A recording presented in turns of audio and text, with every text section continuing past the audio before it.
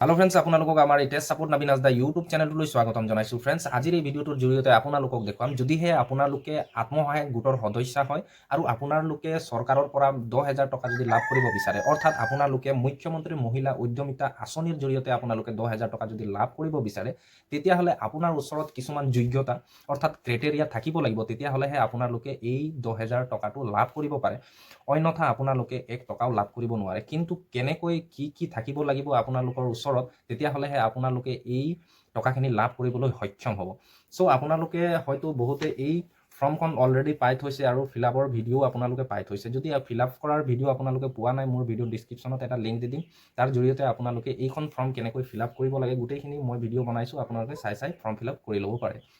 কিন্তু তাৰ আগতে জনাম, এইটো হৈ গ'ল মুখ্যমন্ত্ৰী মহিলা উদ্যমিতা আঁচনি, আৰু এই ফৰ্মখন ছাবমিট কৰাৰ পিছত আপোনালোকে 10,000 টকা লাভ কৰিব। কিন্তু সেই 10,000 টকা লাভ কৰাৰ বিনিময়ত আপোনাক কিছুমান কাম কৰি দেখুৱাব লাগিব। কিন্তু তাৰ আগতে এই আঁচনিখনৰ টকা লাভ কৰিব হ'লে আপোনালোকৰ ওচৰত কিছুমান যোগ্যতা অৰ্থাৎ ইলিজিবিলিটি ক্ৰাইটেৰিয়া থাকিব লাগিব। কিন্তু কি থাকিব লাগিব মই গোটেইখিনি আপোনালোকক এটা এটা বুজাই আছোঁ। পোনপ্ৰথমতে ফ্ৰেণ্ডছ, মহিলাগৰাকী বা সদস্যাগৰাকী অসম ৰাজ্যিক গ্ৰামীণ জীৱিকা অভিযানৰ অধীনত যিবিলাক আত্মসহায়ক গোট আছে সেই গোটৰ সদস্য হ'ব লাগিব। তেতিয়াহ'লেহে এই যিখন মুখ্যমন্ত্ৰী মহিলা উদ্যমিতা অভিযানৰ যি আঁচনিৰ টকা 10,000 টকা, সেই টকাটো লাভ কৰিব পাৰিব। আৰু ফ্ৰেণ্ডছ, দ্বিতীয়তে কোৱা হৈছে যে মহিলাগৰাকী যিকোনো গোটৰ সক্ৰিয় সদস্য হিচাপে পৰিগণিত হ'ব লাগিব বা সক্ৰিয় সদস্য হ'ব লাগিব। তেতিয়াহ'লেহে আপোনালোকে এই টকা লাভ কৰিব পাৰিব। তৃতীয়তে ফ্ৰেণ্ডছ, কোৱা হৈছে যে সেই সদস্যগৰাকী বা মহিলাগৰাকী ফেডাৰেশ্যন বা যিকোনো মাইক্ৰ' বেংকৰ পৰা ঋণ লৈ পৰিশোধ নকৰাকৈ থাকিব নালাগিব। অৰ্থাৎ ঋণ যদি আগতে আপোনালোকে লৈছে, বৰ্তমানলৈকে সেই টকাখিনি আপোনালোকে পৰিশোধ বা উভতাই দিয়া নাই, তেতিয়াহ'লে আপোনালোকে সেই টকাটো বা এই আঁচনিৰ টকাসমূহ আপোনালোকে লাভ কৰিবলৈ অসমৰ্থ হ'ব। কাৰণ এই টকা যদি আপোনালোকে লাভ কৰিবলৈ হ'লে ইয়াত ক্ৰাইটেৰিয়া বা যোগ্যতা বান্ধি দিয়া হৈছে যে আপোনালোকে আগতে ঋণ লৈছে, যদিও পৰিশোধ যদি কৰিছে তেতিয়াহ'লে পাব, আৰু যদি লৈ আপোনালোকে যদি পৰিশোধ কৰা নাই তেতিয়াহ'লে আপোনালোকে এইটো আঁচনিৰ টকা লাভ কৰিব নোৱাৰিব। তাৰপিছতে ফ্ৰেণ্ডছ, চতুৰ্থতে কোৱা হৈছে যে সদস্যগৰাকী অৰ্থাৎ মহিলাগৰাকী এটা কাৰ্যকলাপ থাকিব লাগিব, যে অৰ্থাৎ তেওঁলোকে এই টকা পাই তেওঁলোকে কি কৰিব বা এটা পৰিকল্পনা থাকিব লাগিব। অৰ্থাৎ আগৰ পৰাই এটা পৰিকল্পনা থাকিব লাগিব যে সেই টকাখিনি পাই তেওঁলোকে কি কামত লগাব। সাপোজ আপোনালোকে ছাগলী পালন, কুকুৰা পালন, যিকোনো এনেকুৱা ধৰণৰ আপোনাৰ ওচৰত কাৰ্যকলাপ এটা পৰিকল্পনা এটা থাকিব লাগিব। তেতিয়াহ'লেহে আপোনালোকে এই আঁচনিৰ টকাসমূহ লাভ কৰিবলৈ সক্ষম হ'ব। আৰু ফ্ৰেণ্ডছ, চতুৰ্থতে কোৱা হৈছে যে সদস্যগৰাকীৰ ন্যূনতম উপাৰ্জনৰ এটা মাধ্যম হ'ব লাগিব। তেতিয়াহ'লেহে সেই টকাখিনি আঁচনিৰ টকাখিনি লাভ কৰিবলৈ সক্ষম হ'ব। ন্যূনতম উপাৰ্জনৰ মাধ্যম অৰ্থাৎ আপোনাৰ ওচৰত কিবা এটা ব্যৱসায় বা উপাৰ্জনৰ কিবা এটা মাধ্যম থাকিব লাগিব। তেতিয়াহ'লেহে আপোনালোকে এই আঁচনিৰ টকাসমূহ লাভ কৰিব পাৰিব।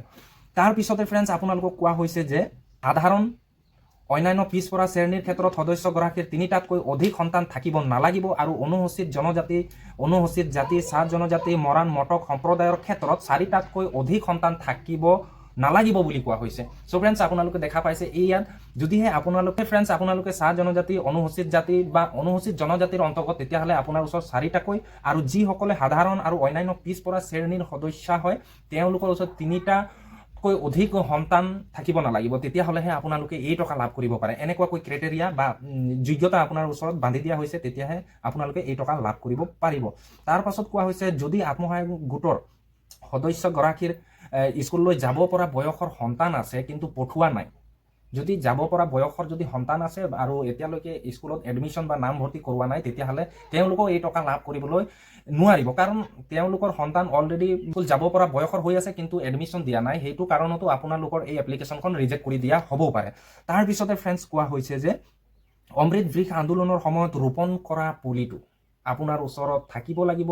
আপোনাৰ ওচৰত নহয়, আপুনি য'ত লগাইছিলে তাত থাকিব লাগিব, আৰু ই ডাঙৰ হোৱাৰ যিটো লক্ষণ সেইটো থাকিব লাগিব বুলি কোৱা হৈছে। যদিহে আপোনাৰ পুলিটো বৰ্তমান মৰি গৈছে বা কিবা হৈছে, আপোনালোকে নতুনকৈ ৰোপণ কৰিও আপোনালোকে ইয়াত ফটো দিব পাৰে বুলি ইয়াত কোৱা হৈছে। এনেকুৱাকৈ আপোনাৰ ওচৰত এইকেইটা যোগ্যতা থাকিলেহে আপোনালোকে এই আঁচনিৰ ধনসমূহ লাভ কৰিবলৈ সক্ষম হ'ব।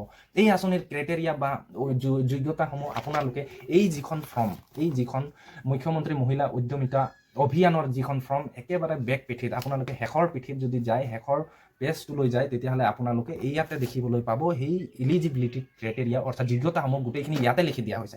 আপোনালোকে ভালদৰে পঢ়ি তাৰপিছত আপোনালোকে আবেদন কৰিব পাৰে, অন্যথা আপোনাৰ এই এপ্লিকেশ্যনখন সম্পূৰ্ণৰূপে ৰিজেক্ট কৰি দিয়া হ'ব আৰু আপুনি টকাও নাপাব। সো ফ্ৰেণ্ডছ, আজিৰ মোৰ ভিডিঅ'টোত ইমানেই। আশা ৰাখিছোঁ আপোনালোকে মোৰ এই ভিডিঅ'টোৰ জৰিয়তে বহু কথা বুজি পালে। আৰু এতিয়ালৈকে যদি আপোনালোকে আমাৰ এই চেনেলটো ছাবস্ক্ৰাইব কৰা নাই, তেতিয়াহ'লে চেনেলটো ছাবস্ক্ৰাইব কৰি ল'ব আৰু ছাইডত থকা বেল আইকনটো প্ৰেছ কৰিবলৈ অকণো নাপাহৰিব।